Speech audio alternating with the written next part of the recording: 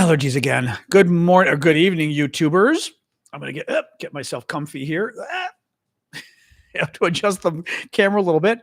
There we go. All right. We got Discord. We got YouTube. I'm going to move Discord over so I can see it a little better. There we go. And then TikTok, and we are set. Excellent. All right. Pretty good. Pretty good. Who's getting an ice storm, Savannah? Where are you? You're getting an ice storm. There we go. Here's TikTok. One moment. Switch. Boom. Boom. There we go. All righty. Woo-woo. Anyway, welcome everybody. How are we this evening? It's a little chilly here in Chicago. I don't even know where I am. In Washington. I haven't been to Chicago in a few months. But I'm cold. Hey, TikTok. Hey, Ash.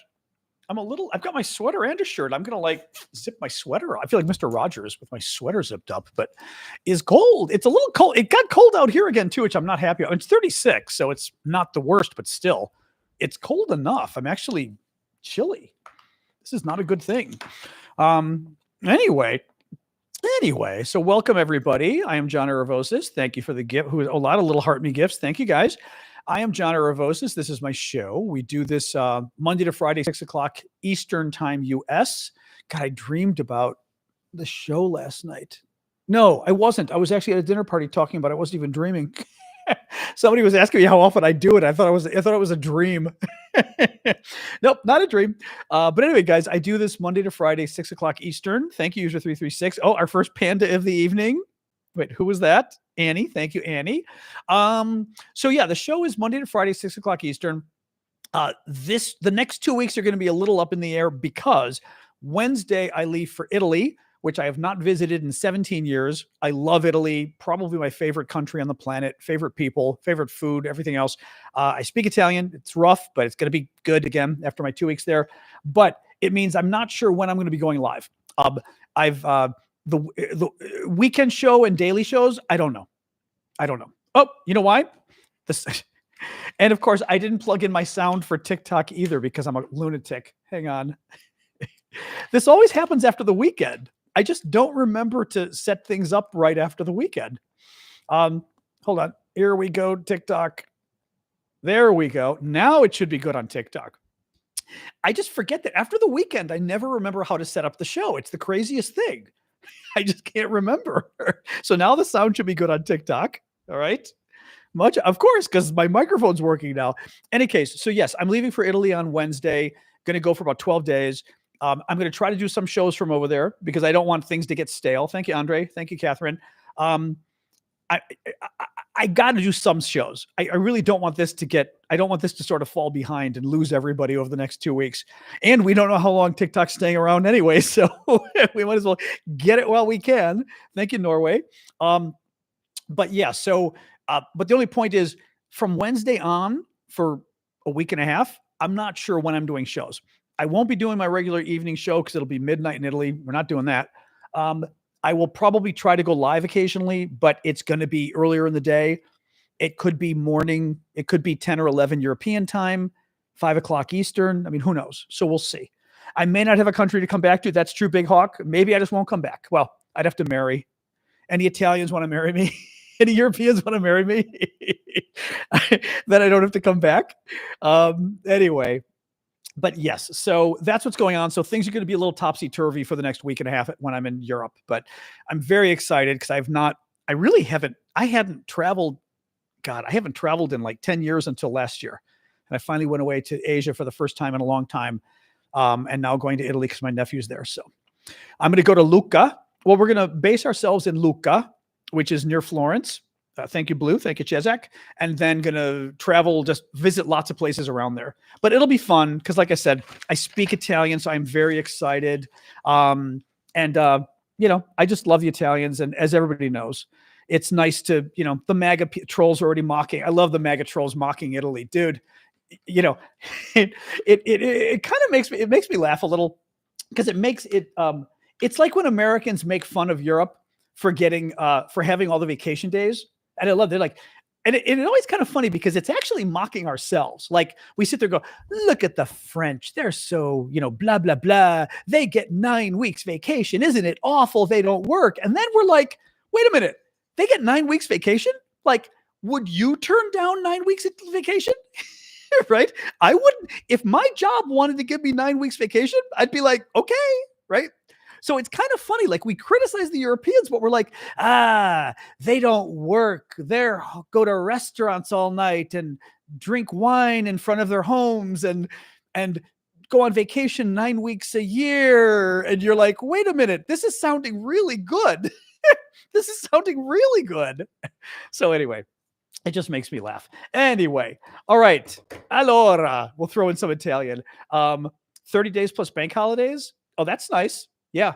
Well, correct. Six, I say 6 weeks, meaning 30 days. Exactly. We do not. We do not. It's totally opposite. Anyway, we'll talk about that later. Thank you, Nisha. Thank you, Jeremy. Thank you, Bjorn. All right, guys, let's get rolling. Thank you for the gifts. Even though I am traveling for the first time in forever, I am not a rich guy. I have, but so your gifts do help me pay the bills. So thank you for that, because this is my full-time job. All right, let's get rolling. Trump fired. We're going to start with the Trump news as always, and then move on to Ukraine. There's a good amount of Ukraine news actually. So we're going to be spending a good amount of time talking about that. Lot of updates of what's going on with Ukraine, with Trump, the Russians, all the sort of mania. But let's start a little with Trump's craziness here. Trump fired several hundred air traffic control technicians over the weekend, only 3 weeks after a major air crash here in the U.S. in Washington, D.C. We had a American Airlines flight, I think it was, that crashed into a military helicopter, killed all 67 people. There were like 64 people on the plane, 3 on the helicopter. Really horrific. And we have always had an air traffic control problem for years now, that we don't have enough air traffic controllers. Trump did not actually fire air traffic controllers, but he did fire the technicians that keep everything safe. And as others pointed out in the comments on TikTok when I talked about this, it's kind of like, saying you're not firing pilots, but you're firing the maintenance staff that keep the plane safe. It's all part of a system that keeps everything safe. And if you're firing several hundred air traffic controllers, not the smartest freaking thing to do. Not the smartest thing to do. In any case, but that's Trump. What a surprise. Elon Musk's Department of Government Efficiency, DOGE, is doing more controversial things. What a surprise. Thank you, Carmelina. Thank you, Kim. Bye-bye. Bye-bye. Actually, we're going to give you a double whammy here. Yes, you're going to get both. Sorry, I'm just muting a troll myself because sometimes I like to do it as well. Elon Musk's Department of Government Efficiency, his DOGE organization, is seeking access to the tax agency. It's called the IRS, the Internal Revenue Service. It's our tax agency here in America. And his staff basically is gaining access to all of our most private tax records. They're going to be able to see, and this, mind you, these are young kids. I mean, these are kids from like 19 to 25. Granted, 25-year-olds aren't kids, but in some ways they are. These guys are being given like the most powerful jobs in the U.S. government, and they're literally kids. They have no government experience. They have not much experience. Just when you're 19, you haven't had a lot of experience to start with in any job at 19. And they're giving them access to our tax returns, banking information, social security numbers. Some more of the information from CNN. Listen to this. It would allow them to access social security numbers, bank account information, addresses, your tax returns, other personal identifying information. It also includes private information about taxpayers. For example, it includes information about taxpayers pending adoptions because parents want to claim their kids as dependents. The problem is Trump's people have made clear that this entire DOGE purge, they made a mistake at the very beginning that I'm surprised. Well, I'm not surprised Democrats are not using this, because Democrats don't ever use good messaging. But Trump's a couple of different things going on. Coming into this, we had Kash Patel, who's going to be FBI director for Trump, and others talking about, and Trump himself talking about revenge against Democrats. And that part of this process was going to be to fire all the Democrats working for the federal government. And the notion there, which you hear a lot, and frankly, it's disturbing and wrong, is that if you vote for a Democrat, you're not worthy to have a government job. But does that mean that people who vote for Republicans can't have a government job, right? It doesn't make sense. I mean, it shouldn't matter. It just doesn't matter if you vote for a Democrat or a Republican, right? You're going to vote for, first of all, a couple things. One, we want you to vote, right? Our number one goal when it comes to voting, we think, all of us do, we think everyone should vote, right? That's like our number one point that is not controversial, right? Everyone should vote. If you think everyone should vote, but then you think, but people who vote shouldn't be on juries, people who vote shouldn't be working for the government, then who are you going to hire, right? It's this incorrect supposition that if you vote for a Democrat or a Republican, you're somehow a bad person, right? That you're somehow biased. But everyone votes in our country, especially if there's only two political parties. Everyone votes for a Democrat or a Republican, so that means nobody could be hired by the government. In any case, they pulled this with USAID. AID is our development agency that the Trump people continue to attack today. It's very sad. They took an agency that literally goes around the world and helps poor people. A lot of it is also strengthening democracy, civil rights, etc. And they couldn't find actual fraud. All the fraud they pointed to so far has been debunked. Remember, they said, oh, look at this horrible program in Egypt that supposedly was helping increase tourism, which is actually a development goal for Egypt because Egypt's number one money source is foreign tourism. So if you're actually looking to develop Egypt economically, tourism would be the number one thing you'd invest in. Putting that aside, it wasn't a program. They said, look at it. It's for tourism in Egypt. How horrible. How corrupt. No, it wasn't for tourism in Egypt. It was for water management and other things in Egypt. Second of all, guess who created the horrible, corrupt Egyptian tourism program from USAID? Donald Trump. It was a Donald Trump administration proposal. It's on the website. They published the description of the proposal on their website. They created it. In example after example, they basically made it up. They lied. Elon, I found out today, Elon Musk today published breathtaking news that there are I forgot how many he claimed, like 1 million or something. I don't even know what, 100,000 people or 1 million people supposedly over the age of 115 who are getting Social Security benefits. Oh my God, except that it's a story from 2015, Elon, and it was already addressed. It's not a real story.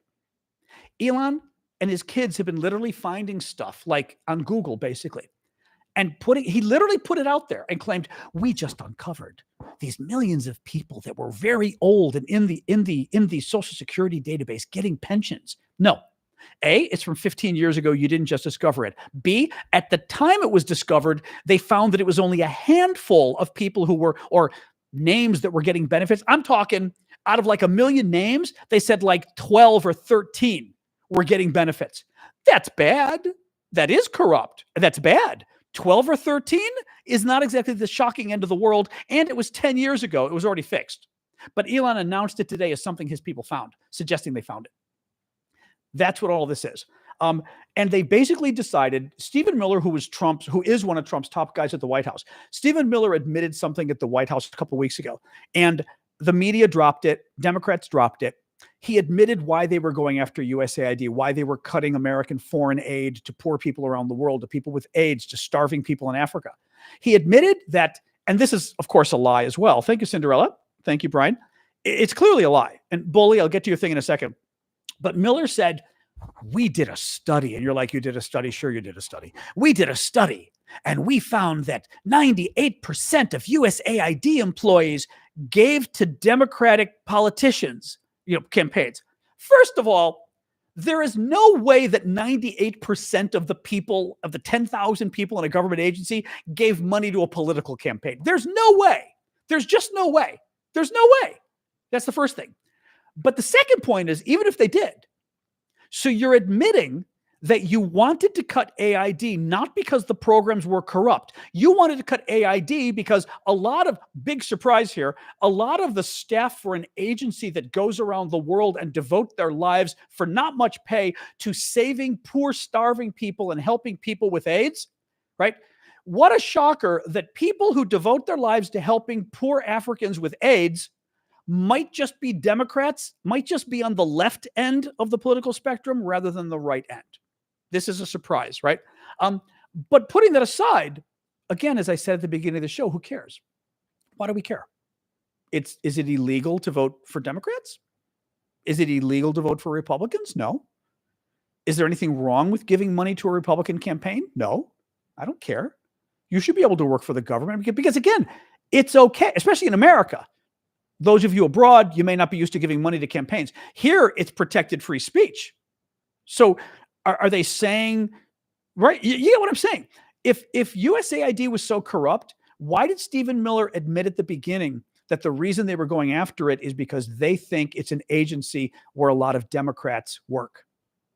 That is not the reason you gut a government agency. It is certainly not the reason in a democracy why you fire people because they voted for one of the only two political parties. That's crazy.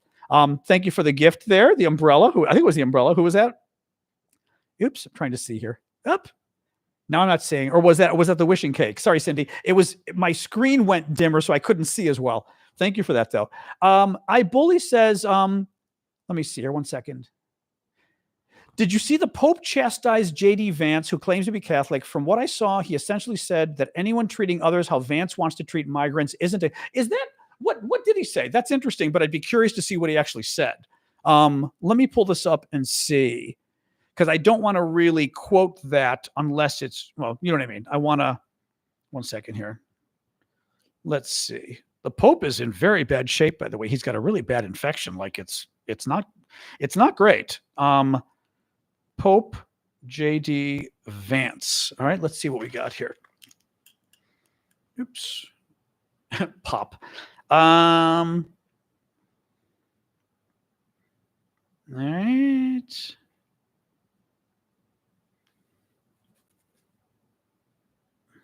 This Borders art guy is a real piece of work. Francis's letter was a wait a minute. Francis's letter was a pointed critique of Vance's erroneous exposition on medieval theology. Wait a minute. Vance posted.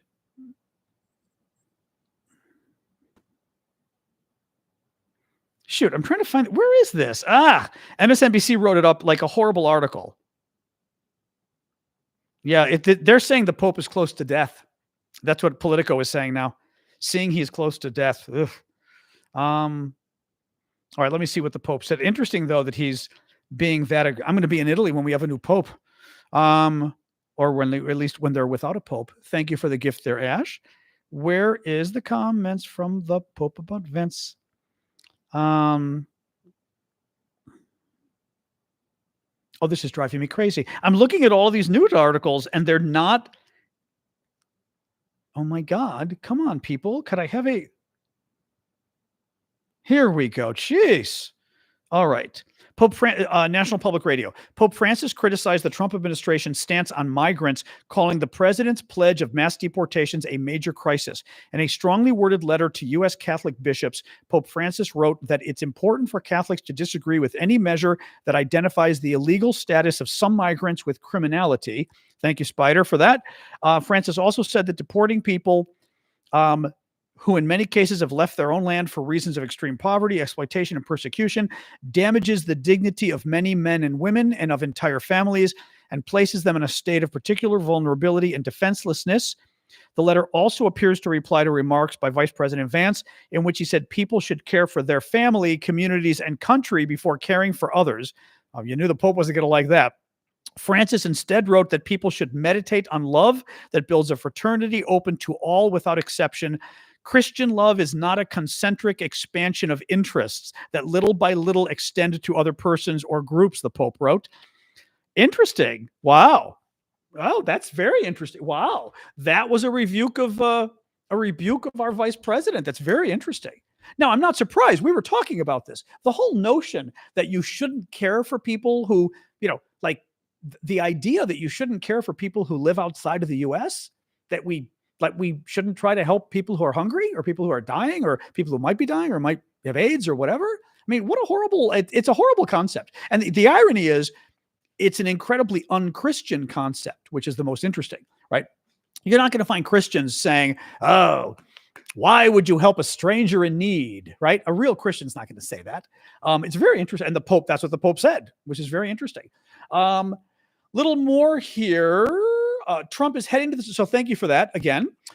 Trump is heading to the Supreme Court for the first time in his second term. I'm forgetting who got this. It might have been New York Times. I'm trying to remember who I got this story from. Using an emergency appeal to call on the justices to let him fire the head of a government ethics watchdog. The case could eventually help clarify whether Congress may create independent agencies that are protected from the whims of the White House. It should not go without notice that Trump fired not just the watchdogs at various agencies, but he fired the top government watchdog, which is an odd thing to do if you claim to be worried about transparency and corruption. These are independent people. They are not Democrats or Republicans. They're independent, and their job is to literally find corruption in government agencies. Typically, the only reason people like this are fired is because you plan on having corruption in the agency and you want to hide it. Democrats and Republicans both just don't fire these people. They're literally like the police. They're the watchdogs of government corruption. Very bad. There's another really weird story. And I've got to be careful how I say this. Our overlords do not always like these kind of stories, so I'm going to say them nicely. Thank you, Varusin. Thank you, Ernie. You may have heard about the Tate brothers. These two men, I think they've got joint U.S.-UK citizenship. They're very popular among right-wing young guys, like people who like Joe Rogan and stuff. They're MAGA, basically. The MAGA people, young MAGA white men like the Tate brothers a lot. And they're under arrest in Romania. They're charged with human trafficking and a short four-letter word starting with R that I'm probably not allowed to say on TikTok, but basically it is forcing yourself on a woman, right? You all know what I'm talking about. They are accused of that and of human trafficking. And they're under arrest in Romania. And the Trump administration is now pressuring the Romanians to release these guys. I am a bit blown away because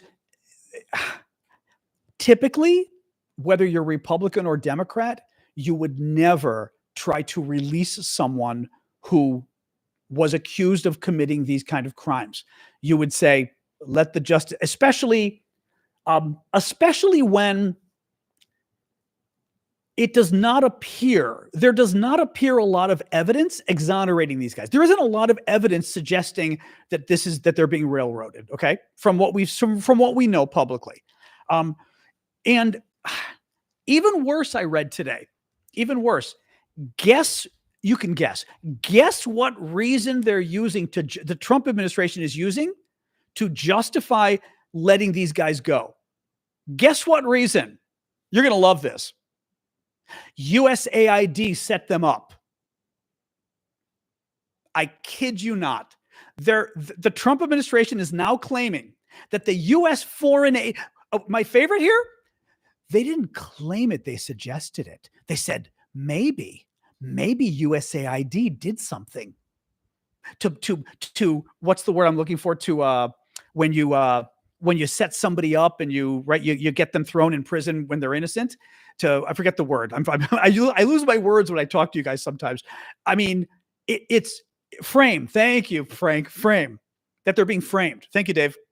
That they're being framed by USAID. And my favorite part was the proof. But this also shows you how bad the situation is we're dealing with. The proof they gave that the USAID, our development agency, allegedly framed these two brothers in Romania who are a little creepy. The proof they gave was, did you know that USAID gave grants to make the Romanian judicial system stronger?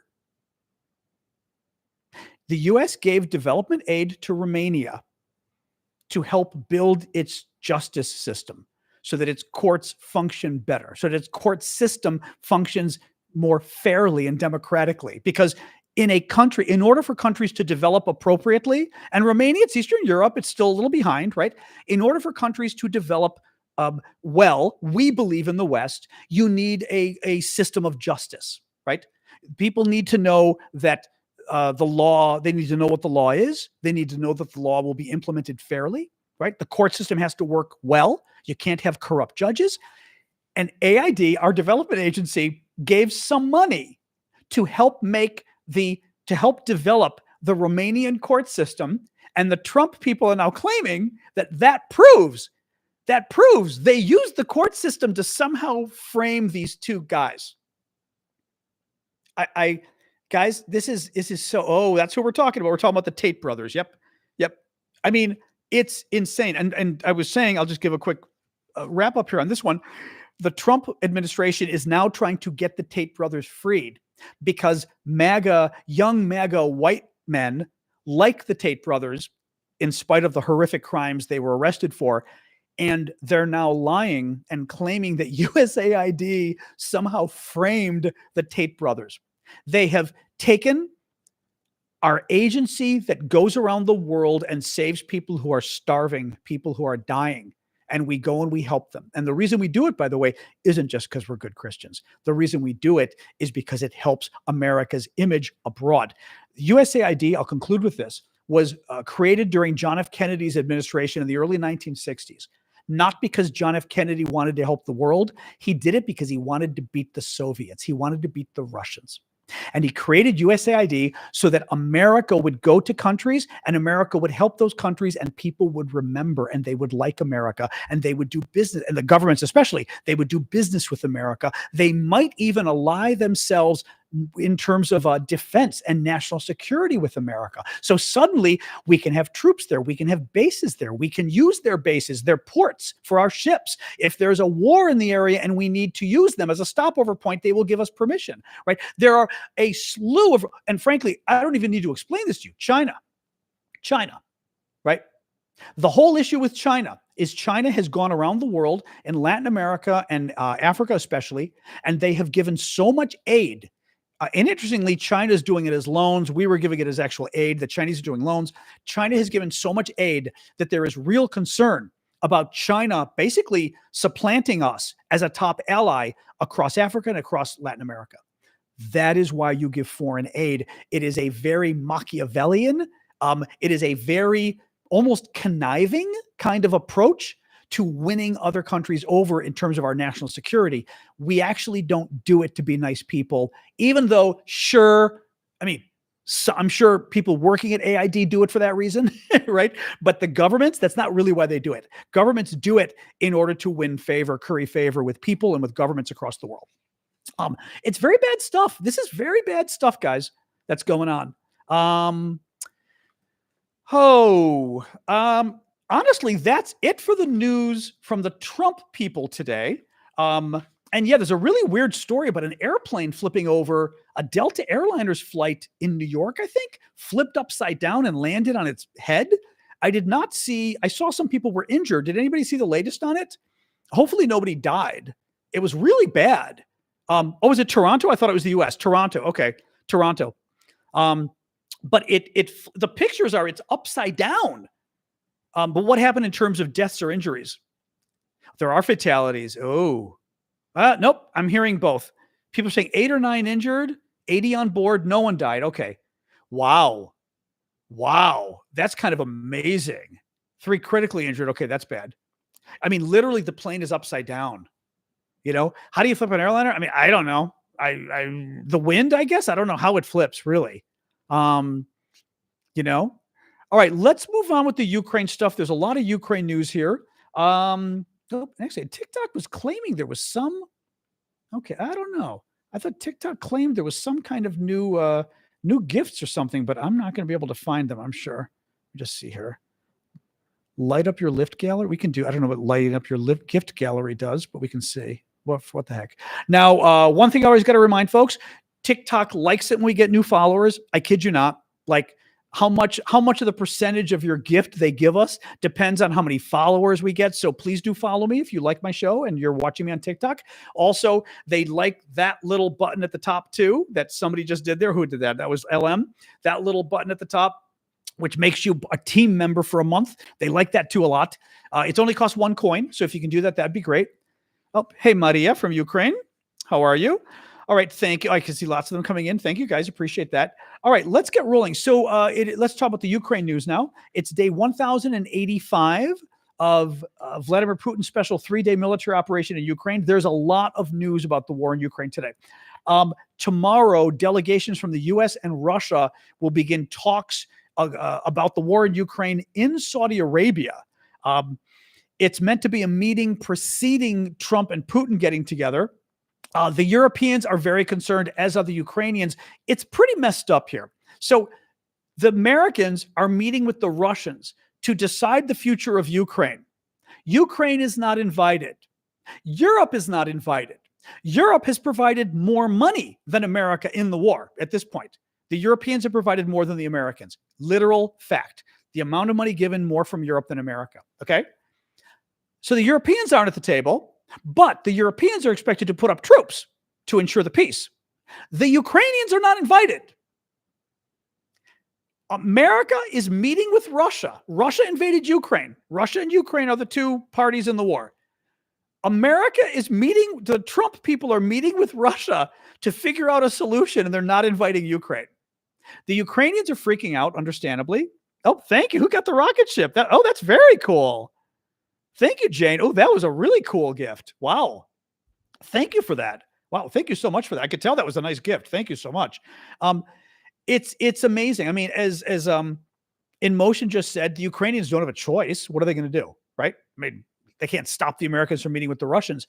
But the Ukrainians did say today that, if they don't agree to what America and Russia work out, the war's not ending. Unfortunately, and Trump has really sort of created this. Trump has made new gifts. New gifts are available, but where?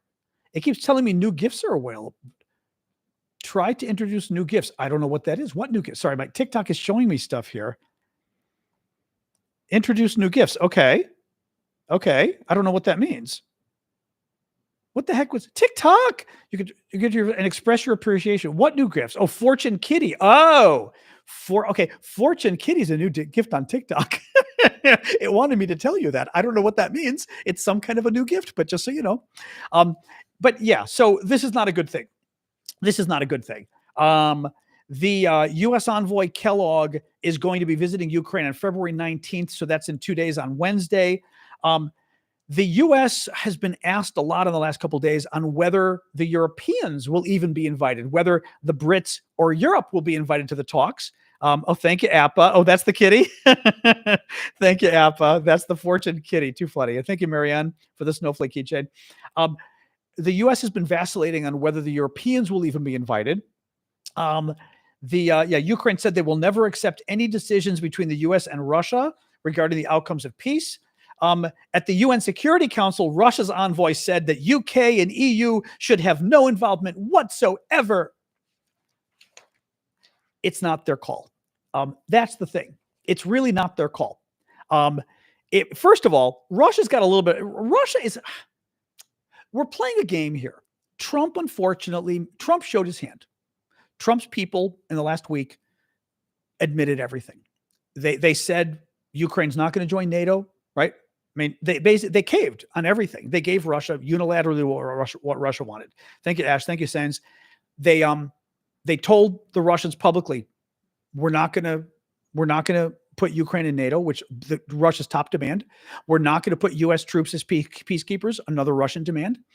Oh, even better, we're not going to treat the European troops who are expected to go to Ukraine to defend the peace, basically sit there just as peacekeepers.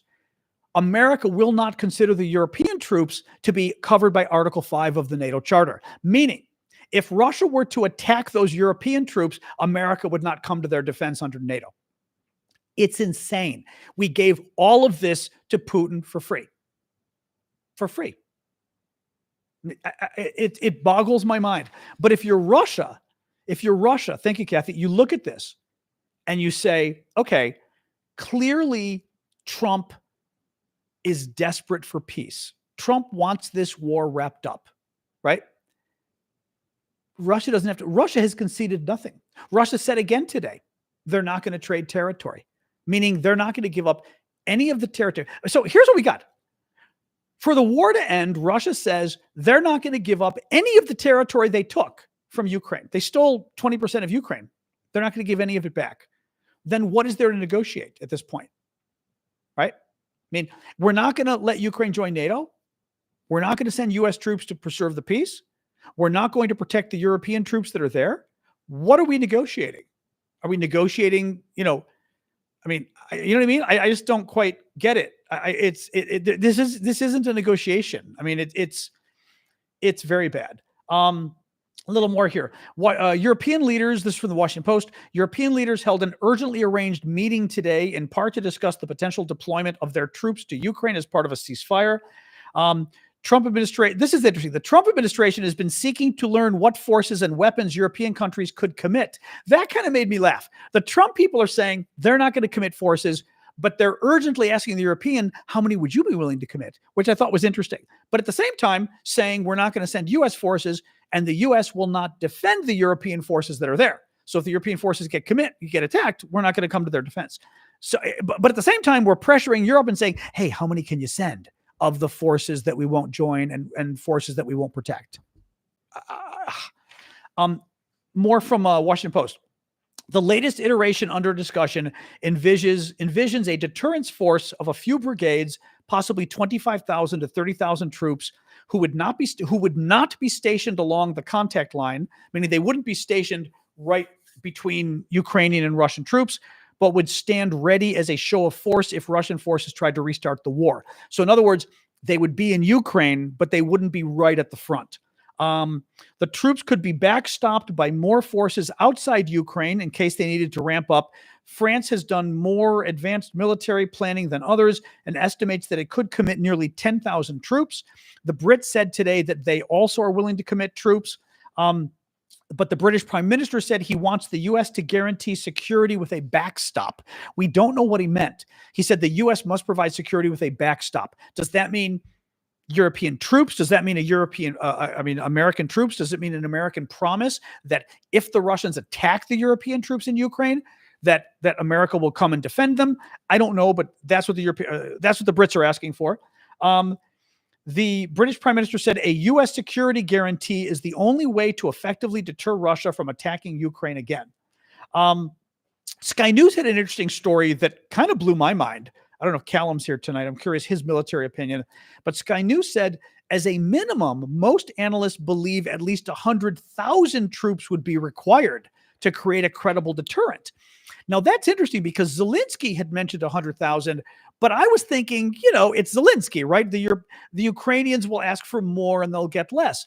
Sky News is saying 100,000 troops is actually most military experts' estimate of how many troops will be needed in Ukraine to preserve the peace. Let me see here. Zelensky said he is open to signing a deal that would grant the U.S. access to Ukraine's rare earth minerals, but only if the U.S. provides security guarantees in response. And he's right about this. The question is not what Ukraine can give, Zelensky said, but what can Ukraine get? What's going on with that is Ukraine has a number of rare earth minerals. I think we said like titanium, lithium, cobalt, some other things that are very important for technology, computer chips, everything else. And the U.S. Trump wants access to them.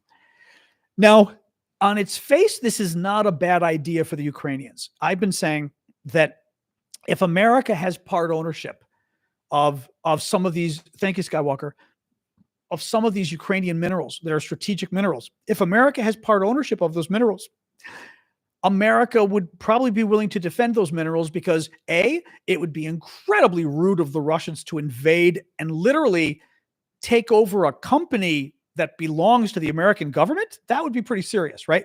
Second of all, Russia invading and taking over these strategic minerals would worry the U.S. If they belong to us. We don't want the Russians getting them either.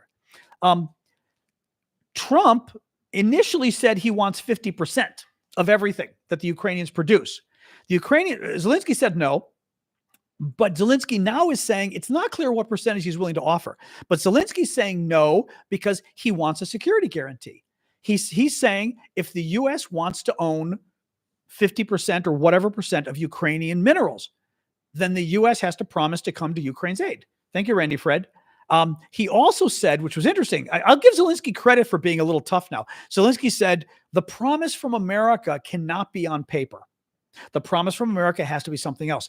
He means troops on the ground is what he means, I think. It's anyway, very interesting. What else we got here? Oh, the final story I've got for tonight. Bloomberg. So this story is a little vague. This story is about the Russian military presence in Syria. As you know, the Russians have supported the Syrian dictatorship for 50 years now, against the Syrian people and against the people the rebels who just took over the Syrian government. The dictator was overthrown about a month ago. The rebels who took over the government were fighting the Russians. The Russians were fighting them. Well, now that the Syrian government's changed and the rebels are in charge, Russia is in danger of losing its big port that it has, an air base it has, and a big port on the Mediterranean. Well, NATO clearly doesn't want Russia keeping its port or keeping its air base.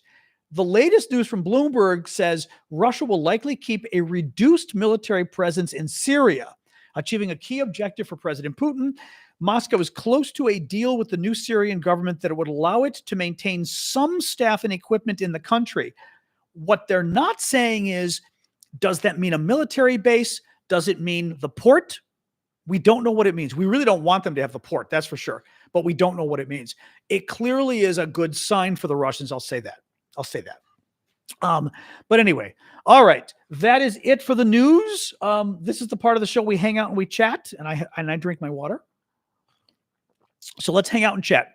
TikTokers, make sure you hit the follow button. Also, keep the gifts coming, TikTok and YouTube. I do this for a living, and your gifts pay the bills, so I am very much appreciated. Thank you. So yeah, what do we got, guys? What do we got? Yes, that was scary too. Tessa's talking about China possibly getting involved in Ukraine. The Chinese appear to have said something about being willing to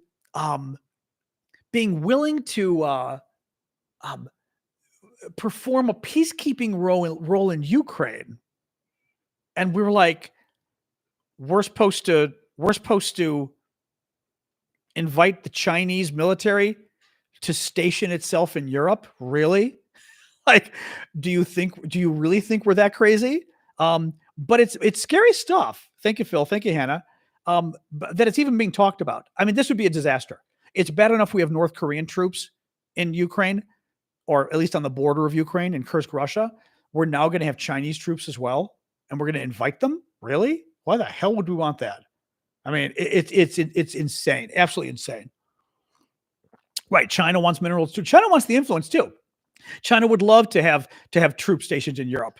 I mean, it's crazy. Now, the problem is, if I were the Europeans, I got to tell you, if I were the Europeans, I would strongly consider doing it. If I were the Europeans, I would say, you know what? Maybe China's better for our future. They're not a democracy, but they're a big world power. They're growing economically. You know, I mean, at least China's consistent. You know where China's coming from on stuff. America, forget it. You can't tell where we're coming from anymore, right? We're one Republican administration away from tearing up treaties, tearing up security commitments. I really, what I worry about is, I think Europe's reaction to all of this, to Trump and everything, is going to be to play it safe. We've got to woo him. We've got to keep the relationship. I would actually consider doing the opposite. I would consider saying, you know what? If you don't want to be our friend, we're a large economic bloc. I believe you guys might even be a larger economic bloc than we are. And, you know, the Chinese would love to have a relationship with us. The Chinese would love to have their troops on the continent. Maybe we do that instead. And see how Trump feels about that. See how Trump supporters feel about that, who really don't like China. But at some point, the Europeans have got to basically stand up to Trump. If you don't stand up to Trump, he will keep pushing you around. He will keep pushing. It will never stop, and it will get worse and worse and worse. Anyway, very scary stuff. Anyway, so what's going on, guys? Oh, good.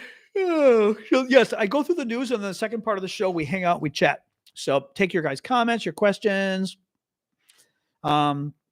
Speech from China, China on China EU partnership. I did not see that. No, I didn't see it. That, but good. Smart of China. China should be pushing it. If I were China, I'd be like, let's do it. Let's do it. Let's push the push the Chinese relationship with Europe and see if they're interested. Even the Canadians. If I were China, I'd be like, oh, Canada, right? You want to have a closer relationship economically with somebody who isn't going to sanction you? It's very interesting. The nuclear staff, Liz was asking if we hired back the nuclear staff. Last Friday or so, Thursday night, I think it was, Elon Musk, with Trump's approval, fired 300 employees of the Department of Energy. The problem was, and this is what happens when you hire children to do these jobs, Elon's people are not qualified, and Trump's people apparently are not qualified either. They fired 300 employees of the Department of Energy. Apparently, nobody told them, and they didn't bother checking, that the Department of Energy, among other things, yes, it's responsible for, energy, light bulbs and stuff. It's also responsible for America's nuclear weapon supply.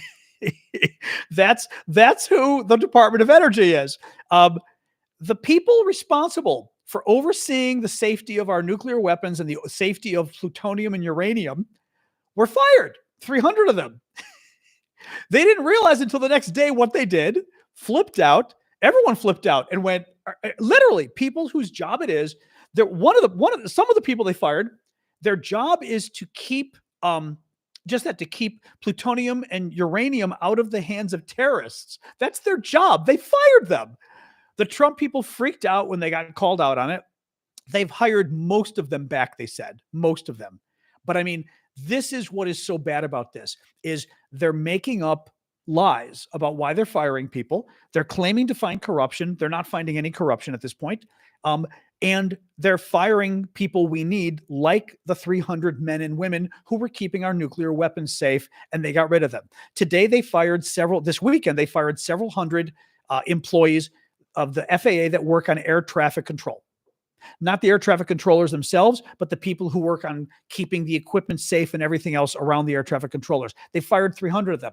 As if in America, we've had at least 4. I heard somebody say 7 air crashes. I don't remember if it's 7. At least 4 air crashes in the U.S. so far this year.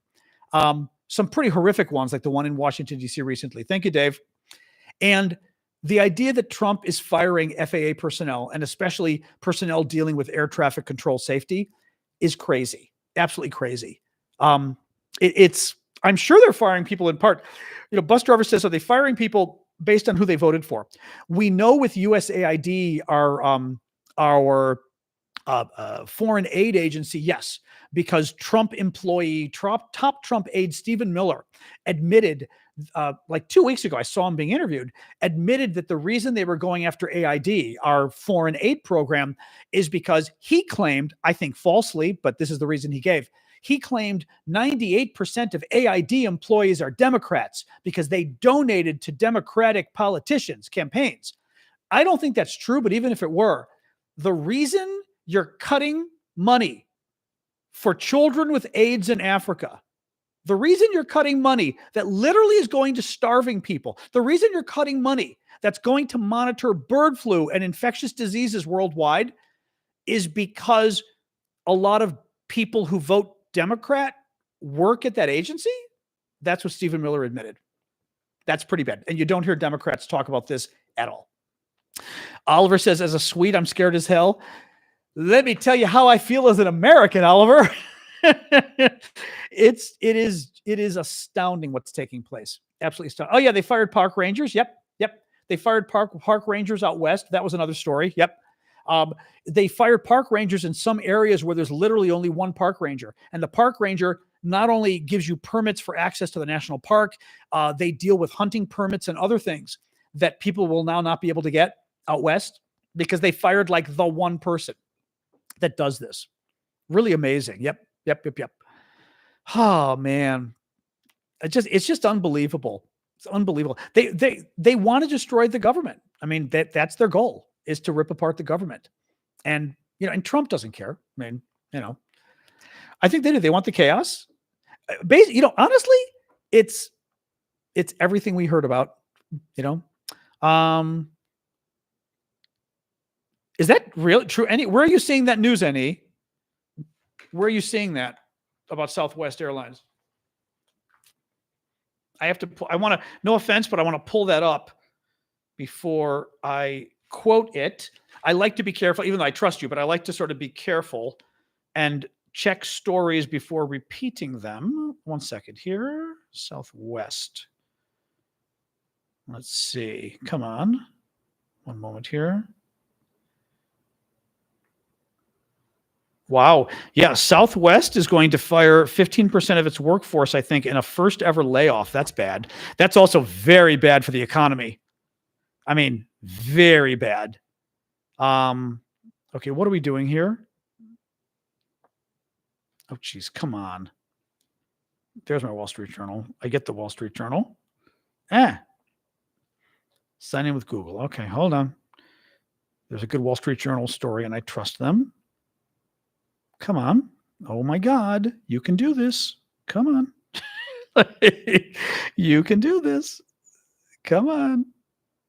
Oh my God. There we go. Use your passkey? Seriously? That means you're going to put it on my phone probably, right? Oh no, here. Okay. My God. So many. I mean, you'd think this is like, it's only my Wall Street Journal subscription. It's not like it's Fort Knox. Oh dear God. Sign me in already. Oh my God. Okay, I have to pick a different article. Wall Street Journal is being evil.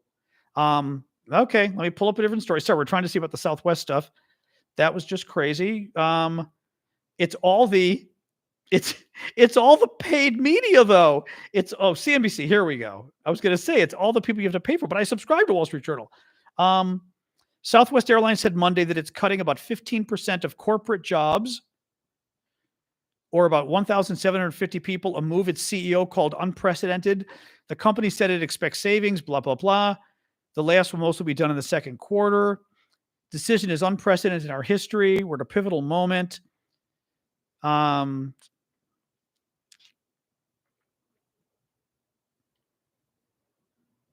freeze.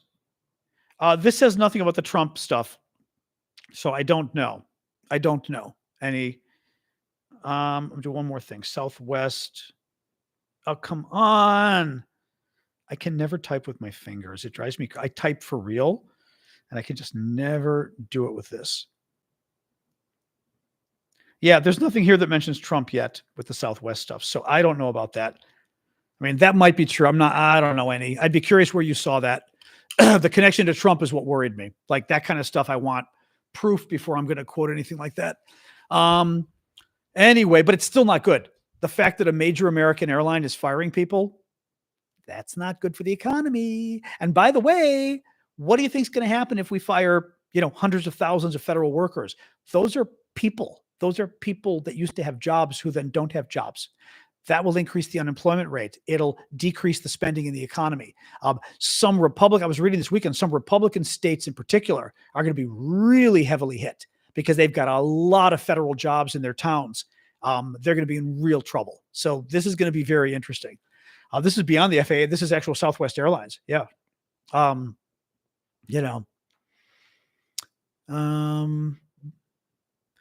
The measles outbreak in Texas, more on that, rises to at least 48 cases, the state's worst in nearly 30 years. Yeah, we've got a measles outbreak in America now. And surprise, it happened in Texas, and it happened among people who weren't vaccinated. What a surprise. And this comes at the same time that our new health government lead for health, which is thank you. Who's that? Thank you. Running for the gift. Our new government lead on health, Robert F. Kennedy Jr., came out a couple days ago and suggested that vaccines have never been tested for safety. They have. Vaccines are safe. All the science proves they're safe. And mind you, we've had vaccines for like ever, right? We know vaccines are safe. He came out and falsely claimed on Thursday or Friday that no vaccines have been tested for safety. They're trying to convince people not to take vaccines. And what a surprise, people aren't taking vaccines. And that's what happened, which why we're having a measles outbreak in America. It's very, very scary stuff. It's very scary. Beep. Beep, beep, beep, beep, beep, beep. Oop, hello. Hello. Goodbye. Goodbye. Hello, Charlie. Anyway. Yep, so that's lovely. What else we got? What else we got? Thank you for the gifts, MK. Do follow me if you're on TikTok. What else we got, guys? Questions about Ukraine or comments about the war in Ukraine, about what Trump is doing? It is interesting. I'm reading more and more. I am reading more stories about people. There was one, I forgot who it was exactly, but some woman was talking about her husband and how her husband is like a veteran, of the war or of a war, of the military. And they're big Trump supporters. And they want Trump to go after the government, but she didn't think they were going to cut her husband's job, and they just did. It's like, okay. This is the face-eating tigers meme. There's a meme out there that somebody wrote back like 10 years ago. And the quote was something like, I never thought the face-eating tiger, what was it? I never thought the face-eating tigers would eat my face. Something like that. Like basically he was all in favor of the face-eating tigers until they ate his face. Leopards? And I'm getting it wrong. I'm totally getting the meme wrong. What's the exact meme? I never thought the face-eating leopards would eat my face. That's the expression. Yep. But I think it's face-eating leopards. It wasn't just leopards. I thought it was face-eating leopards. Because it was like, the kind of leopards they are. Yeah. I never thought they'd eat my face. Exactly. It's a song. Oh, that's funny. But yeah. Having said that, there was another woman, very scary, on CNN today. They were interviewing, they had a focus group. And, focus group is when basically you get voters together and you talk to them and you film them. And it gives you a sense of like what they're thinking. And they got voters who voted for Biden in 2020, but voted for Trump in 2024. And one woman, they were asking her about what Trump was doing. And her quote was unbelievable. And I'm paraphrasing, but I'm pretty close. She said, because I remember she said the Constitution and breaking laws. She said, I care about obeying the Constitution and I care about breaking laws, but it's really hard for Trump to do what he's promised, and I really want him to do what he promised, so, and you're like, so you're okay with him violating the Constitution and breaking laws because it's hard to do what he promised and you want him to do it. I mean, that is a very scary, and this is from a woman who had voted for Biden before she voted for Trump. So she's not even like a, far right Republican or something, but you're okay with breaking the laws and violating our Constitution because it's for a good cause. I mean, that is an incredibly dangerous position. Let me get my, 1 second, get a little water for the dog. 1 second here. All right, a little bit more. There you go. All right. Oh, man. Anyway, crazy stuff. Absolutely crazy stuff. Man, what else we got? But it's scary because again, she's a Biden voter who voted for Trump. So she's not some extremist, but she just said she doesn't care about the rule of law, doesn't care if the president violates the Constitution, doesn't care if the president breaks laws, as long as he's doing what she wanted him to do. That is a very scary thing. That is not something that you want in a democracy. It's a very scary thing. Price of it. By the way, that's a good point. One thing you haven't heard about in the last few days is the price of eggs. I haven't heard anything from Trump about the economy. I haven't heard anything from Trump about inflation. Thank you, Bobby, for the gift on TikTok. Right? What's he doing on inflation? They don't talk about it. They talk about firing the federal employees a lot. They talk about tariffs, which will increase inflation a lot. Right? Thank you, TFB. Thank you, Amanda. It's very scary stuff. Oops. What else? What else? What else? What else? What else? What else? Europe should not trust us anymore. Thorov says, how can Europe trust us anymore? They shouldn't. That's the problem. There was a famous story from de Gaulle, the French leader. I want to say, now I don't want to get this wrong. It might have been with John F. Kennedy. I want to say it was John F. Kennedy in the Cuban Missile Crisis, I think. Somebody correct me if I'm wrong, but I think it was de Gaulle, who's the French leader, who was talking to President Kennedy about the Cuban Missile Crisis. And Kennedy was going to present him with the US spy satellites and all the evidence of what the Russians were doing. And de Gaulle responded, I don't need to see that because the word of the President of the United States is sufficient for me. And it used to mean something. Thank you, Blue Ariel. The word of the President used to mean something. Now, I would not trust the word of the President of the United States. I think Trump has made clear that he's already said he's not necessarily going to keep our NATO commitments, treaties. He violated the free trade treaties with Canada and Mexico. No promise matters. He's willing to go back on any promise. He has attacked our strongest allies. He hasn't attacked Russia verbally, I mean, but they attacked Germany again this morning. JD Vance went after Germany again this morning. They are just suggesting the Germans don't have freedom of speech and this kind of garbage, right?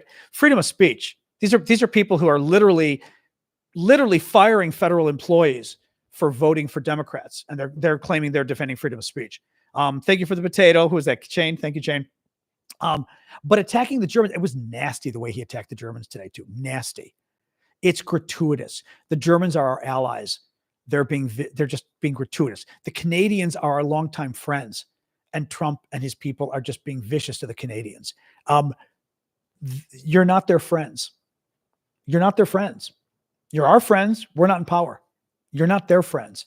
And the problem is, even our promises, you shouldn't trust promises from Democrats or centrists in America, because all you have to do is wait for a MAGA guy to get elected next time and all the promises go away. No one, Republicans and Democrats both, nobody was this way before. Republicans were very strong. Republicans were stronger on national security than Democrats, I would argue, before. They would focus even more on our relationships with Europe and a strong defense and all of that. Not anymore. Not anymore. Thank you, Mohammed, for the rose. Mary Lou, Jocelyn. Very scary stuff. I don't know. Hi. Yeah, they're trying to, and Vance is pushing the neo-fascist group, which is really scary. He's pushing the Trump people seem to want the fascist party to win in Germany, this AfD. It's just crazy. I mean, it's absolutely crazy. Elon Musk supported them already publicly. He said he wants them to win. It's just absolutely crazy. Very scary stuff. I mean, Paula, I hope they bring Europe together. I mean, unfortunately for Europe, unfortunately for us, this means Europe has to unite even more economically. Honestly, the EU ought to be begging Britain to join again. They need to unite economically. They need to unite militarily. Europe needs its own defense, and it needs its own common defense outside of NATO. They've got to build up their military significantly in order to be able to at least hold off the Russians. But what's bad for America is, generally speaking, we're going to have a lot less influence with Europe if our economic relationship declines with them. We're going to have a lot more influence with Europe if militarily they can no longer rely on us and build up their own military, because it means if we go to war with China over Taiwan, the Europeans aren't going to help. Macron in France has already said, thank you, Powerworth, he's already hinted about a year or a year and a half ago that just because America says, a war with China is important doesn't mean that the Europeans feel that way, And I mean, I think I was talking to a European friend about this, and he was like, we're not We're not like, you're across the water from Asia. We're not. He goes, we don't care as much about what China does there. Not necessarily. And from an American perspective, right, if the Europeans are less tied to us from a national security perspective and an economic perspective, we go to war with China, they may stay out of it. They may say, no, you know what, America, you want to put sanctions on China, that's okay. But we're not going to put sanctions on China. It matters. It matters. You know? So anyway, la la la la la la la. Yeah, I mean, the Europeans do have to spend at least, they're going to have to increase their defense spending significantly because Russia continues to be a threat and you can no longer count on America. You can count on Democrats, you can't count on Republicans. So, as Trump had said, Trump already said with the NATO commitment to Ukraine, he's not going to consider it covered by NATO's Article 5 if the Europeans put troops in Ukraine. So, yeah, they really are. They really, really, really are. Boom, boom, boom. Anyway, no way, Snowchem. That can't be true. That can't be true. That can't be true. Hold on.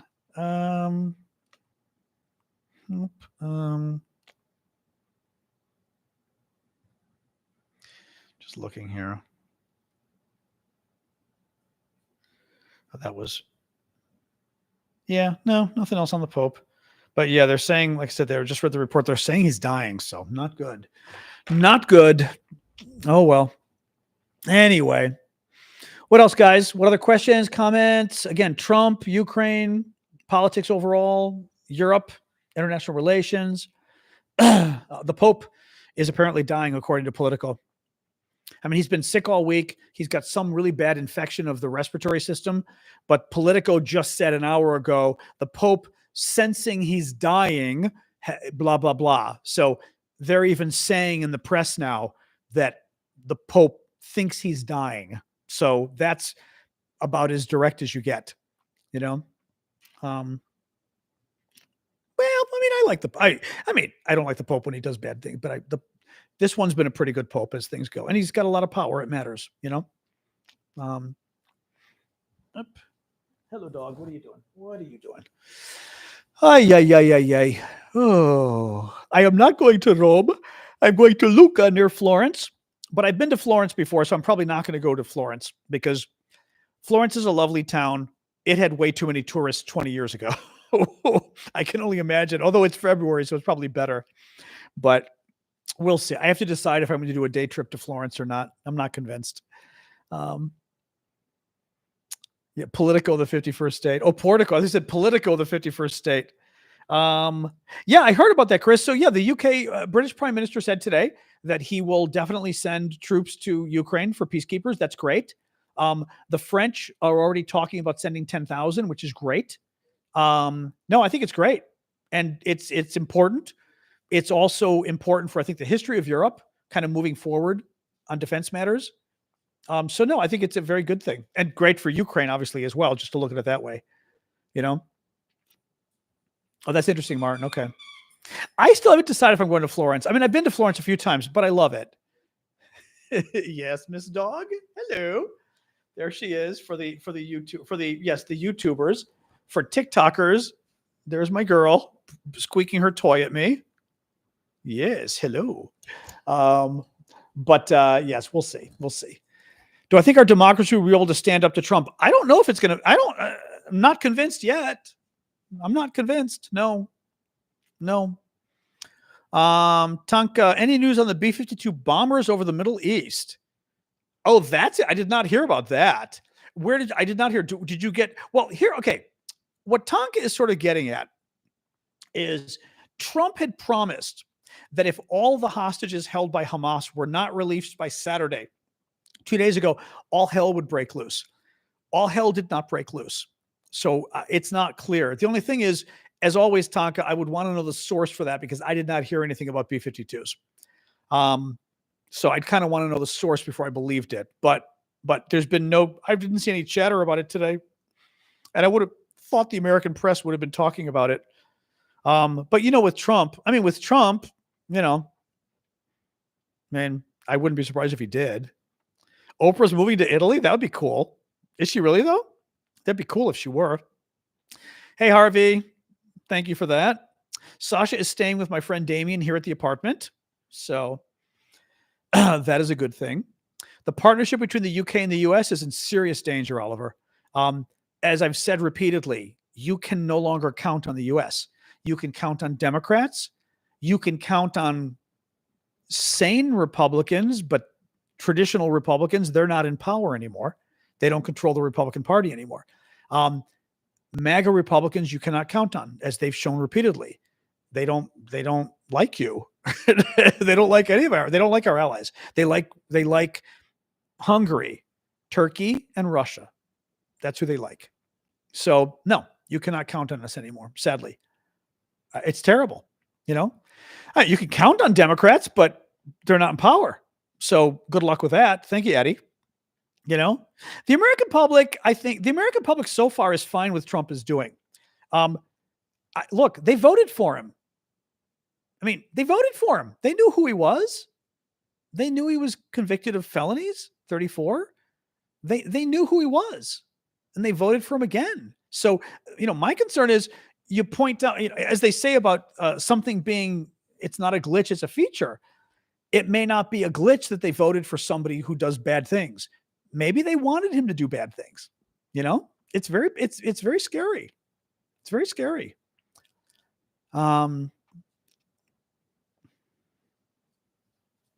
Anyway. That's it. Roy Cohn. Wow. That's interesting, Harvey. I wouldn't know enough about, I know who Roy Cohn is, but I don't know enough about him. As far as tracing the politics back to Roy Cohn, no idea. I know who he was. He was like Senator McCarthy's right-hand man, closeted and gay, actually. Roy Cohn, McCarthy, who's was the American senator, Republican?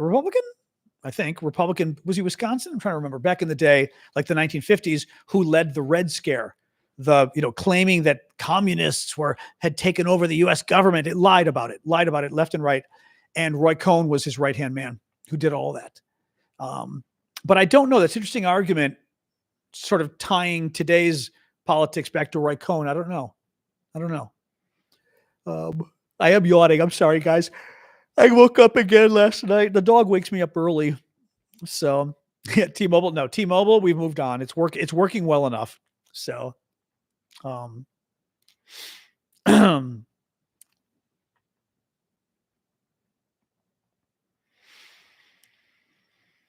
thank you, Teresa, for subscribing.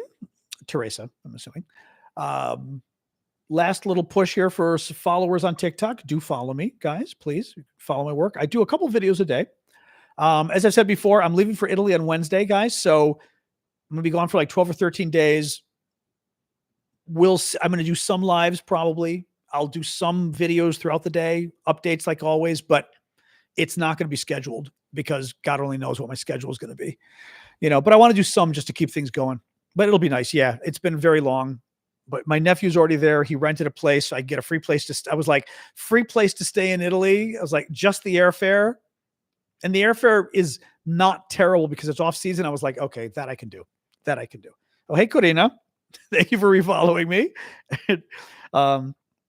Will there be a show on Wednesday? No, because I will be flying. I will be flying Wednesday. So tomorrow, I'm for fine. Tuesday night I'll be here. Yep, tomorrow night I'll be here. The map, I do have the map, Jens, although it's kind of over on the other desk right now.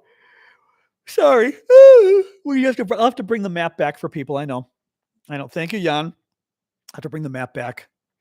Yeah, I am like tired. You know what, too? Because like the jet lag thing, and I have terrible jet lag, I intentionally did not have my afternoon coffee today because I'm trying to do what they say about like go to bed a little earlier, not have coffee later in the day. So that's also why I'm Carmelina, grazie. Quello perché sono un poco stanco. Or per quello. I don't know how to say it exactly. I just speak Italian, but like some of those things, or e perché, I guess you'd say. Sono un po' stanco. Non ho preso lo terzo caffè. Or il terzo caffè. Anyway. Russell Vogt, I know of him, of course, but I don't know him. I don't know. The countries in Europe affected the most, if you mean by Trump, who knows? You know? Grazie. Who knows? You know? I mean, I don't know. I mean, well, in a way, Hungary, because Trump, loves Hungary, right? They're going to probably suck up to the Slovakians because the Slovakians are also pro-Russian. Beyond that, if the fascists aren't going to win in Germany, so they're not going to suck up to. They're not going to try to be friends with them. It's Starlink and Apple phones. Yeah, I think it's okay. I mean, from what I read, there was a new Apple update that for T-Mobile at least, there will be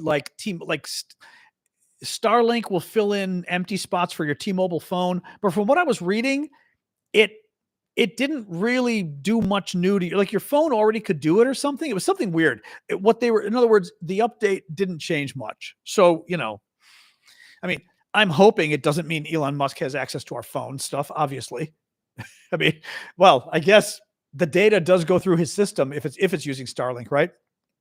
And I don't trust him. That's for sure.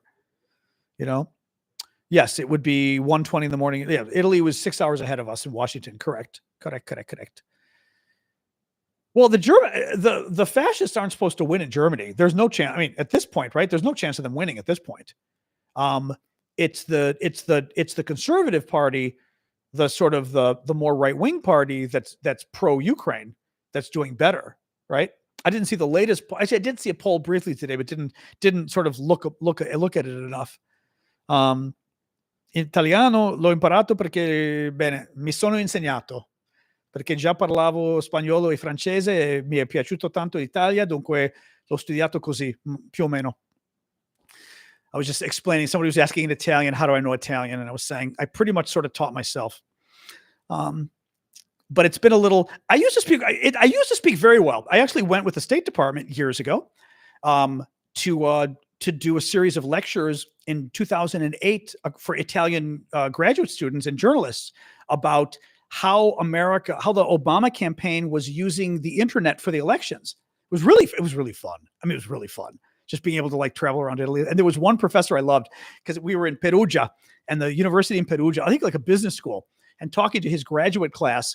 And the professor was great. He was like, and and I had to be political. I was with the State Department. I mean, I was a guest of the U.S. State Department, and you had to be political, meaning polite.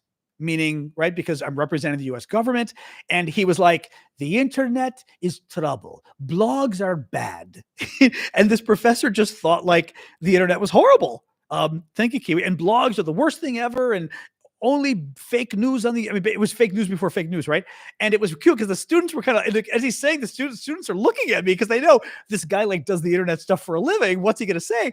And I sort of said, I understand your position. There are some bad things, but I said, there really are a lot of good things we're doing. Maybe I could talk about some of them. It was like, okay, you moron. It was very funny. But the guy hated the internet. Oh my God. Had me come talk to the class and starts his talk by going, the internet is bad. Now, he may have been prescient. Today, he might be right, right? But this was 2008. The internet was still pretty good in 2008. Thank you, Shane, for the gift. Diplomatic. Yeah, not political. Diplomatic. Exactly. I say political, but I mean political in a more highfalutin sense. You know what I mean? It's meaning you're representing your government. You've got to be careful. Meaning political in that sense. I can't just say, look, you goofball, you're wrong. You know what I mean?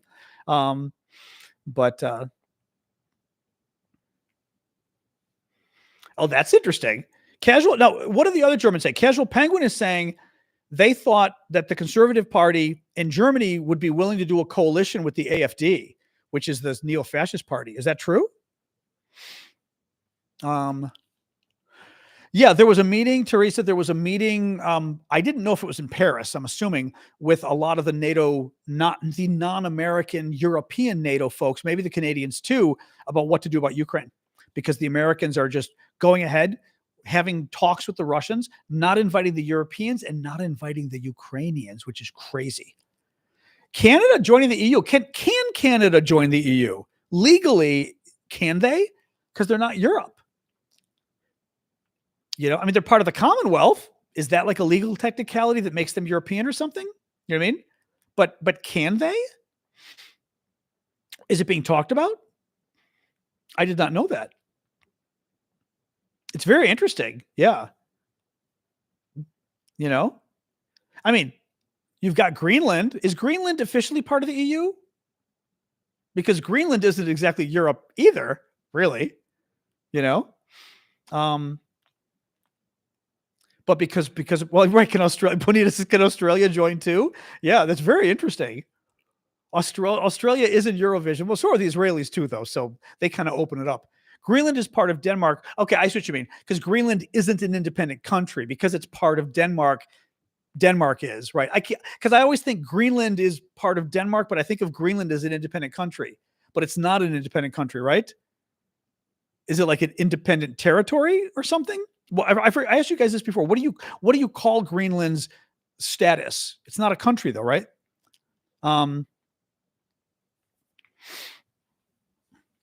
Puerto Rico would be a territory, is what we say in the U.S. So, like a territory of Greenland, because that's what we would call Puerto Rico, self-governed territory. Yeah. Okay. Territory. Okay. You share an island beside Greenland? Oh, the Canadians do? What do you mean? A protectorate? Okay. OCT? I don't know what that means, Alistair. Or Alistar? Hannis Island. Okay. Autonomous territory. Okay.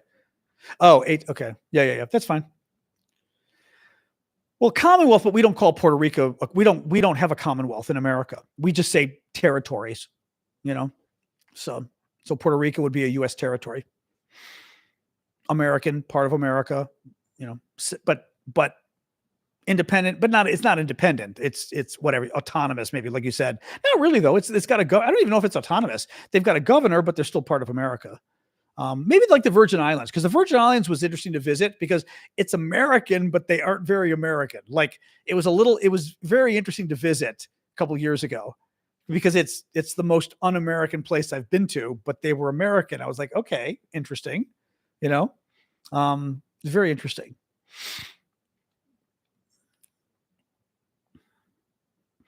Oh, so Arctic says Canada has a land border with the Kingdom of Denmark on Hans Island. Oh, that's interesting. That is interesting. Huh. That's very interesting. Yeah. So, right, if you share an island with Greenland, which means you share an island with Denmark, you share an island that's half European. How is the other half not European? It's a funny question. Yeah. That is a funny question. Why does America think it must own Greenland? It's Donald Trump. Because we're broadcasting on TikTok, I probably can't say everything I want to say about what motivates Donald Trump, but I don't think you should expect it to be rocket science, as we say in America, meaning it's not the most well thought out argument. He wants your minerals, or Greenland's minerals, depending where you're from. He wants their minerals. It's strategic. Clearly, somebody spoke to him and told him about it. Somebody gave him the crazy idea and he ran with it. Yeah, red, white, and blue land. Republicans are talking about renaming it red, white, and blue land instead of Greenland because America's colors are red, white, and blue. Yeah, taking the Panama Canal, that's another war threat Trump made. He's threatened several wars now. Yep. I wouldn't be surprised if he does, to be honest. I think there's a chance Trump would. Yeah. I mean, again, I don't think this time around, I wouldn't put anything past him. You know, I wouldn't put anything past him this time. Yeah, that's interesting about Canada, though. A world war? I don't know if there's going to be a world war, Allison. I mean, I think, the danger is Russia is emboldened now. Thank you, Courtney. Russia's emboldened now. There is certainly a risk of war with Russia. 5 years, 8 years, 10 years. But that is what they do. Russia has a history of invading its neighbors, not just in Ukraine, right? For going back hundreds of years. This is not good. And it's, yeah, I mean, there is a risk of war in Europe. There's a risk of Russia trying to take more of Ukraine. Not a risk. Russia will try to take more of Ukraine. But there's a risk of Russia trying to take part of Poland, trying to take part of the Baltic states. And then Europe gets involved to protect them. And will America? I don't know that America will have. Thank you for subscribing, Courtney. I don't know if America will have a choice. But to even under Trump, I don't know whether America, if the Russians get into a war with the Europeans, I don't know how we don't get involved. Then again, it's Trump. You know, could he not get involved? Sure. I mean, he could. Yeah. I don't, as we say, a non-zero chance, meaning it's not completely unfathomable that he would do it. Yeah. South Korea is a problem too, Karina, because he for years has been talking about removing U.S. troops from South Korea unless they pay more or whatever. And he loves North Korea, as we know. I think there's a chance. Yes. Yeah. No, there's a real danger of war in Europe with the Russians. Yes. And this peace thing with Ukraine is I fear making it more likely, because it's showing Putin that he can get what he wants if he invades, and the U.S., depending who's president, won't hold him accountable. The Europeans can't entirely, and that the U.S. won't necessarily come to Europe's aid. It's very scary. I think it's for the hotels, North Korea. Yeah. I think that's Trump's sort of love of North Korea is the hotel thing, I think. Well, there aren't going to be articles of impeachment because our House and Senate are controlled by Republicans. So they're not going to try to impeach Trump. Why would they? Why would they? There's no reason to. He's their guy. And he's doing what they want. He's doing what they want. So, no, I mean, I don't know what to tell you. I can't tell you things are not good right now. That's what he said. I'm scaring him. Things are not good right now, Sam. I mean, people know, like with the war in Ukraine overall, I was calming people down. I was telling them, we're not going to have a war that we're all going to get involved in. Now it's getting scarier. Are we repeating the 1930s? Yes, in some ways. At the very least, placating bad powers in the world and thinking if we give them what they want, if we give them land, they'll leave us alone. That was a major mistake going into World War II. And the rise of fascism is another concern. Thank you, Sarah. Thank you, Jane. Anyway, it's already an hour and a half too. Okay, I'm going to hang up soon, guys, since we've been doing this for an hour and a half. Things are not good here at all. No, I mean, obviously day-to-day life hasn't changed yet, but the economy, I think the economy is going to be in trouble. It's consumer confidence is going down. Consumers spend less money. The economy goes down. Tariffs will cause inflation. Inflation's already picked up in the last week in a very bad way. The economy, consumer spending slowed down in the last week in a very bad way. Tariffs will make things worse. Firing all the federal employees will make things worse. Cutting the federal budget overall will make things worse. You can cut money, but you can only cut so much money before you basically depress the economy, because you're literally taking money out of the economy. So these are very scary things. And this weekend I read, this was amazing. So they're cutting all of our federal programs because they have to cut money. Forget for a moment that Donald Trump added to the deficit more than any recent president in recent times. There was during World War II and stuff, we had more. But in recent times, Trump added around $7 to $8 trillion. Biden added around $4 trillion to the deficit, to the national debt, I should say. The Trump people like to say, but COVID. Okay. Let's put aside for a minute the fact that COVID was mishandled, right? If COVID added to the deficit, it's because COVID was such a big problem. It was a big problem in part because it was mishandled by people who didn't take it seriously. So yes, let's talk COVID and who's to blame for COVID not going well, right? But when you look at the numbers, and you can Google this, they're all out there. When you look at the budget numbers, when you remove COVID from the equation, basically you've got like Biden adding to the national debt, Trump adding to the national debt. When you remove COVID, Trump still beats Biden in terms of how much he added to the national debt. Google it, you'll see it. Trump added a massive amount to the national debt. And now the Republicans this weekend said they're planning, they had to, listen to this, they had to cut, I should do a TikTok on this. Part of budgeting in America has many stages. It's not just like you pass a budget and it's done. There's lots of different steps along the way. And one of the steps they're figuring out now, which is like, what's the size of the budget overall, the size of the cuts in general. And one of the things they're looking at is tax cuts, because Trump's tax cuts expire soon, and they want to continue Trump's tax cuts, mostly for the rich people.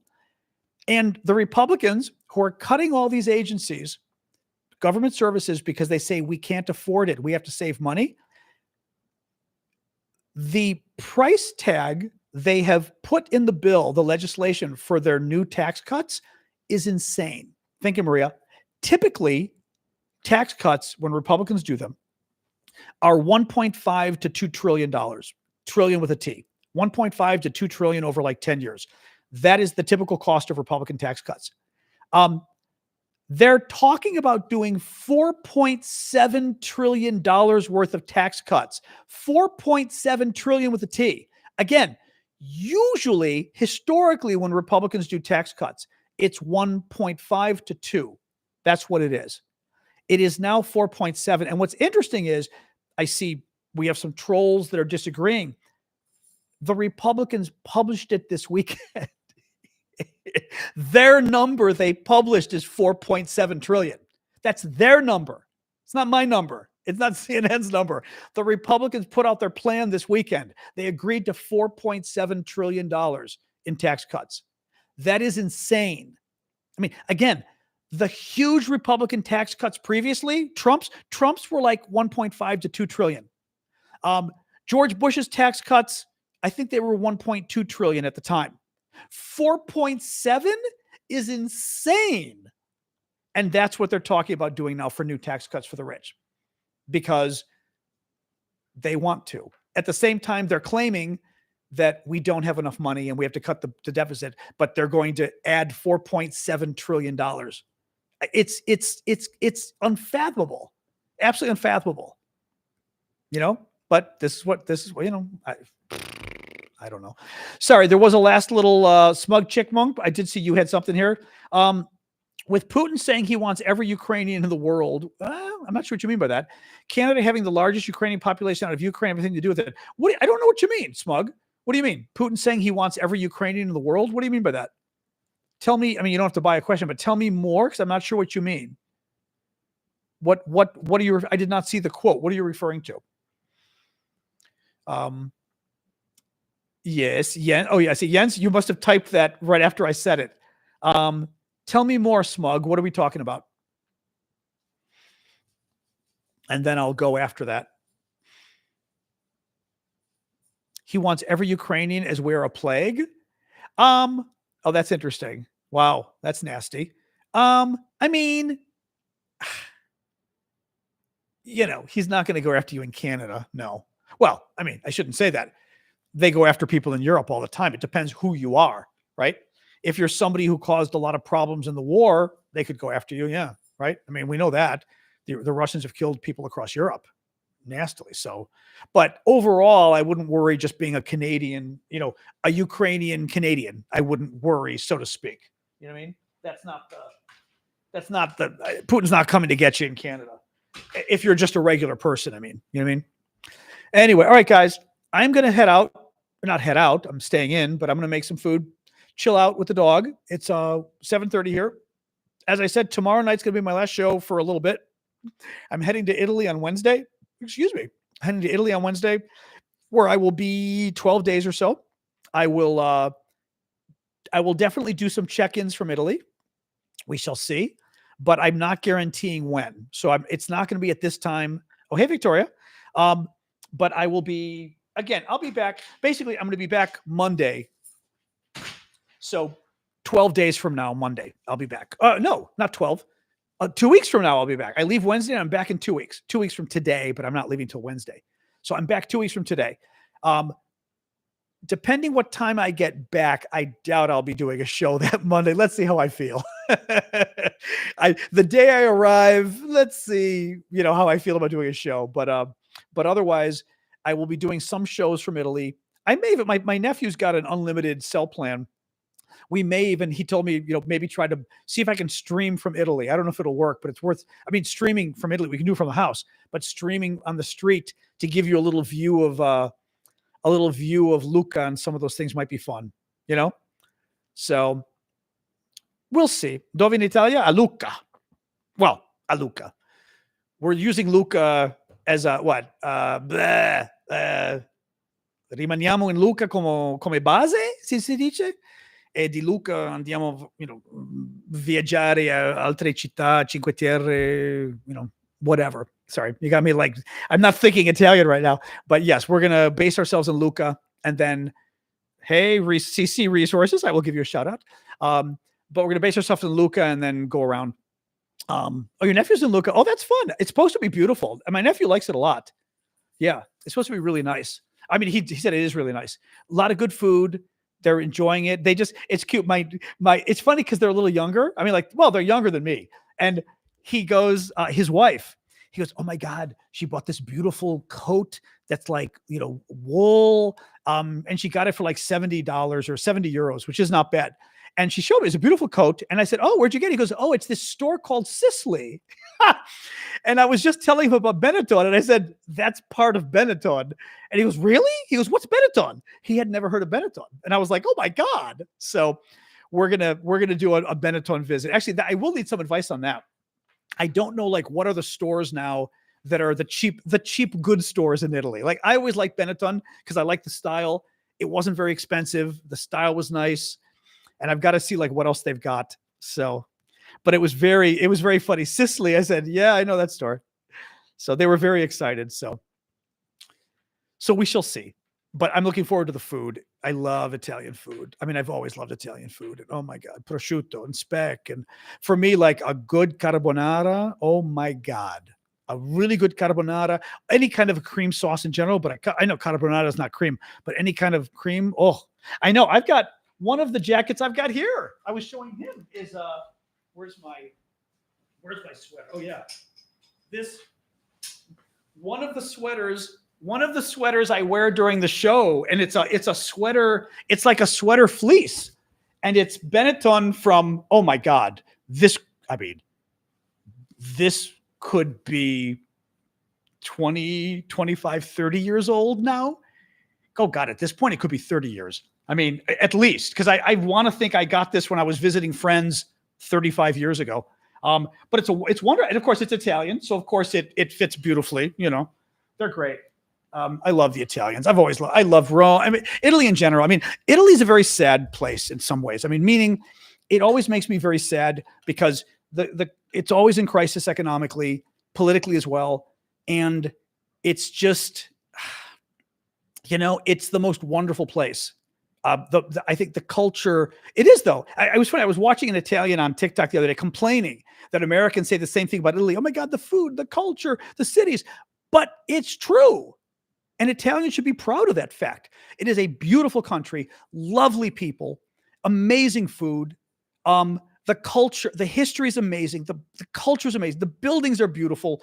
It is just, and I think the people are just lovely. I really do. I love Italians. And I was telling my sister today, now that Ancestry has consistently said I'm 8% Italian, and they're consistently saying Mom is 9% Italian, I'm getting close to claiming a little bit of Italian ancestry, being Greek. But you never know with Ancestry 100%, but it's getting interesting now. That percentage is getting interesting, but we'll see. Ancestry still changes a lot, the genetic thing, because we know we're Greek, but there's always a chance that there's crossover there. Otherwise, I'm 100% Greek, but still. Oh, hey, Chitter in Glasgow. Listening from Glasgow with a great accent, I'm assuming. Anyway, yeah, pasta with squid ink is another one. Yes. Actually, pizza with squid ink. Oh, there was a wonderful Italian place near me where every once in a while he'd make pizza with black squid ink. Oh my God. Fascinating dish. Very good. Really good stuff. Yeah. Well, yeah, Sicily was ours. Somebody said Greece and Italy with Sicily. Exactly. Sicily was Greek. That's why. Yeah. Sicily actually has some of the most beautiful intact Grecian ruins. Like some of the best in the world are in Sicily.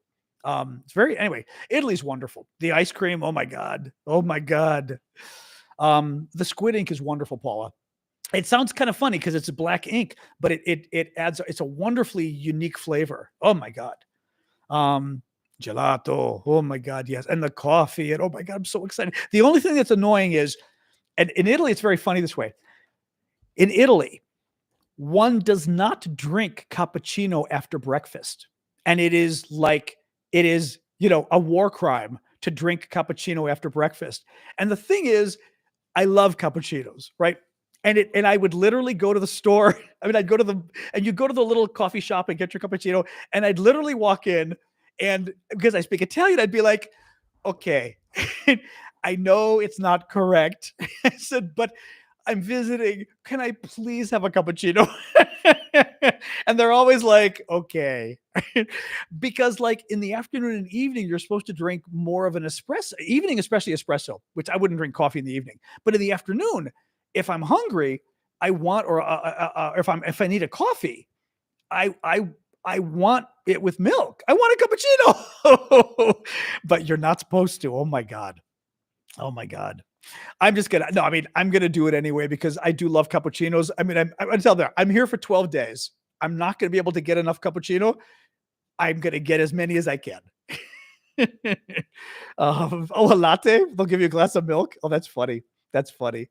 But it is funny. The Italians get very upset about the cappuccino thing. Very funny. Very funny. Do I regret not voting for Donald Trump? Why would I regret not voting for Donald Trump? That doesn't make sense. I mean, yeah, sure. Anyway. All right, guys. Actually, they make a really nice little pocket coffees too that are good. The Italians have espresso in a little chocolate candy that you can buy on Amazon and stuff now. I think it's called pocket espresso. I think they're very good. They're very good. But that's a nice little sweet, but it's a nice little thing. If you need coffee and don't have one, you take your little pocket espresso and it's like, oh, Italy good for expats. I don't know about that. I don't know. Anyway, breakfast for dinner. Exactly. Yeah. Gelato. I love. Oh my God. All right, guys, I'm going to sign off. All right. I will be back tomorrow night. And then Wednesday I leave. So we're back tomorrow night and then it'll be intermittent after that. But thank you for joining us tonight. Thank you for the gifts. Last minute gifts from Super Hornet. Please do follow me on TikTok. The rest of you, well, YouTube, you may not be following me. Discord, you're already there. Oh, Arctic, it's you. Is it you alone now? It's just Arctic. Thank you for hanging out, Arctic. Oh, the dog is behind me playing with toys. I hear you. I know. I hear you. Yeah. Again. Hello. Oh, and it's in your mouth. Oh, look at that. What is that? What are you doing? Sasha. What? What? I just showed these guys Sasha with her little oh, you can't see her. She's sort of, oh, there she is. There she is. She had the little toy in her mouth and was like begging for attention. She's very cute. I mean, she really is very cute. And she just like, I hear her playing with the toy and then coming up behind me like, let's play. All right, I'm gonna go brush her teeth and give her a treat. Thank you guys. Have a good night. All right.